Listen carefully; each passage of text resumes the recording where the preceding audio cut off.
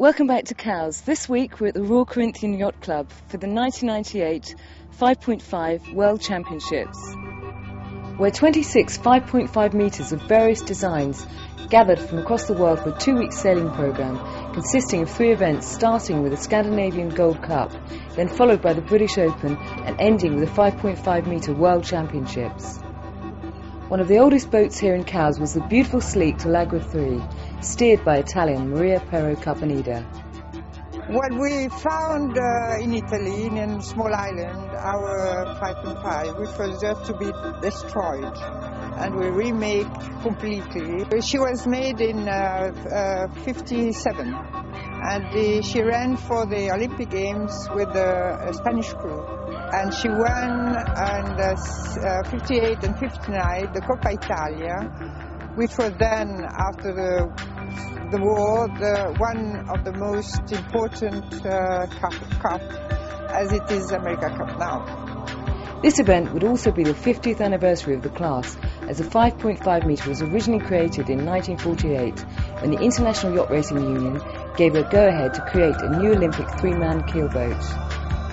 The class was introduced to the Olympics at the 1952 Games in Helsinki, where 16 entrants strived for the gold medal. It was the USA who took the victory. The 5.5 metre continued to be an Olympic boat for the following 16 years until the final appearance of the class at the 68 Games in Mexico. The Scandinavian Cup is one of the oldest cups still in existence. The rules are 1 boat per nation. The first team to win 3 races is the winner. To help speed up the process, if you have not won one of the first 3 races, you are excused from any further participation. The trophy was first presented in 1919 in Helsinki in a competition between the Swedish and Finnish 40 square metre class. In 1926, entrants were invited from around the world, and the cup was immediately won by the USA. With the demise of such large racing yachts from our seas, the cup in 1953 moved to the 5.5 metre class. Since then, the cup has been challenged for every year, with the USA winning on 15 occasions.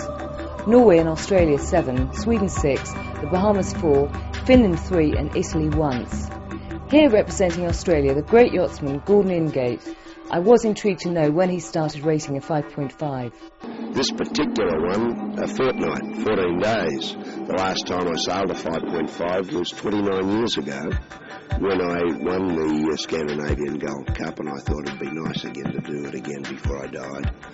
So I came over just to do it, but there's no doubt about it. I've lost the touch that I had 29 years ago. It sounds like a very, very difficult bit of water to sail in anyway. Well, it's interesting. From the point of view, it's what I call a navigator's water. It's not a yachtsman's water. Well, navigators, of course, are yachtsmen. There's some very interesting winds and some very interesting currents. And if the navigator, like the one I had here in 1965, when we won practically every race we went in, because of the navigator. I wish he was still alive, and I wish he'd come with me this time. And that was Bill Fesk, Commodore Bill Fesk on the Royal Sydney Yacht Squadron, and he was just a genius, knowing how the tides and the winds worked here in the Solent. And I came over fully expecting that I could carry on his good work, but every now and then I'd get lost and not go in the correct places, but that's all part of the game. But it's been very pleasant, and I've enjoyed it. I have my very young crew. They're both 21-year-old, and I think that I'm hoping that they learn a lot. Because it's a very interesting place to sail. I think maybe that if they'd probably sailed with a much younger man, they might have thought that we could have done better. Oh, well, they probably don't agree. An interesting experience, yes. The 5.5 metre is a rule. The design of the boat may vary as long as the vital statistics equate to 5.5 metres. So over the years, restricted by the factors, the designers have come up with different hull shapes.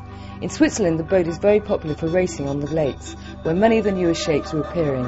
Not once who failed to travel, the Swiss have brought a large contingent amounting to 7 boats. The class is also popular in the Netherlands. The Dutch, though, seem to favour the classics. They brought 8 boats with them to the championships. The problem is we have a classic boat and there's no cockpit in it. In a smaller boat you have a small cockpit. If you tip over on a jibe like this, you get your cockpit full, that's all. If we do that, we'll sink. We go to the bottom, it'll be over. They just developed those cockpits much later. Our boat is of 1968, so it's quite an old boat. We have built an extra bilge pump in for an electric one, especially for these conditions here, and a special rail on the front of the deck, and we still got a lot of water in, but this way we couldn't sink. Thankfully, no damage was caused to any of the yachts during the fortnight-long event, which culminated in some excellent racing. Despite a major challenge in difficult conditions, the fleet could not catch the defending champion, American Glenn Foster.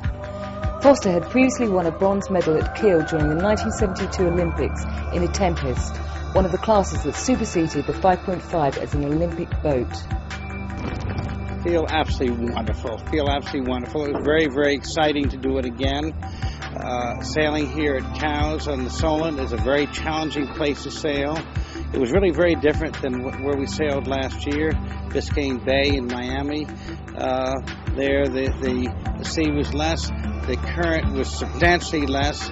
The Solent was much more challenging and much more difficult, but while it's difficult for us, it was difficult for our competitors also. So it was a little bit different type of competition. Okay, but you've enjoyed yourself, right? We've enjoyed ourselves tremendously. Actually, the first time I sailed here was in 1951, 47 years ago. And as a young lad, I sailed on the British America's Cup team. And ever since then, the Solent has been a very exciting place for me to sail, a place that I've enjoyed very much. And this regatta, obviously, was no exception.